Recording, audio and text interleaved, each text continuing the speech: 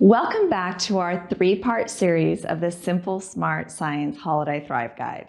I'm Julia Lundstrom, your memory and brain health educator, and I'm here to take you through the second part of feeling your best through this holiday season. And this one is a big one. It's holiday foods. Yes, the holiday season can be a diet buster, but it's not just about your waistline. The overload of unhealthy foods and the massive quantities of them greatly affect your memory and your brain health. It can make you feel sluggish and like you're just walking around in a fog. And this is no way to live such a magical time of year. So first, we're going to go through foods to avoid and then how to manage those big holiday dinners or parties. So first, what to avoid? Alcohol. Now, I'm not saying zero alcohol. It's fine to indulge a little over the holidays. Frankly, that's the time you should indulge, when you're at a party and you're surrounded by friends and family and having a really good time.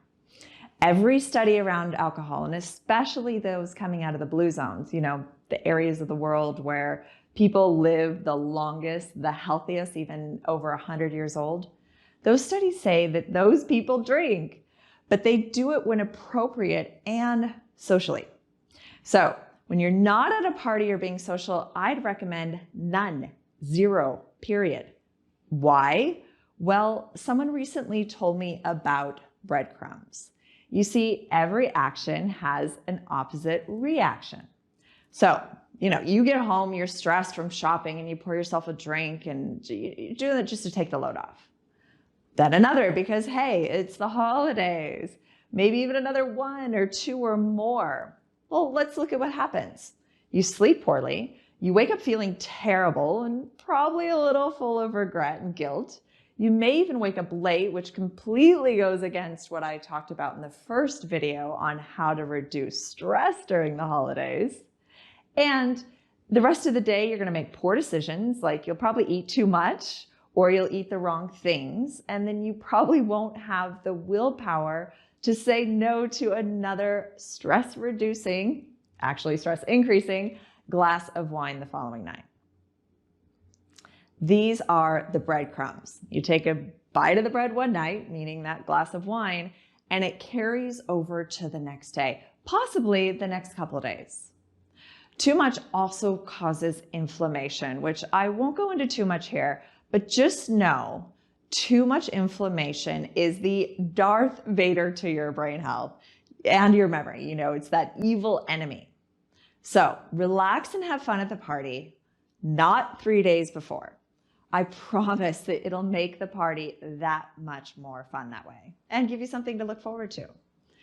Next, we have the next one that is so hard to avoid during the holidays, and that is sugar. Sugar is also super inflammatory. It's also as addicting as cocaine. Actually, we have a certified memory and cognitive health coach on our staff that specializes in addiction. And do you know what she counsels on more than any other drug? Sugar. Yep, it's that addictive. Just like alcohol, it's okay to indulge at parties and festivities, but avoid those, sugary snacks that people bring in as some kind of holiday treat to work every day. And if you are that person that brings it in, do everyone a favor and just bring a veggie tray instead. People do enjoy those. So that big holiday dinner is tonight. What are you going to do? You're going to start your day with a healthy breakfast full of healthy fats.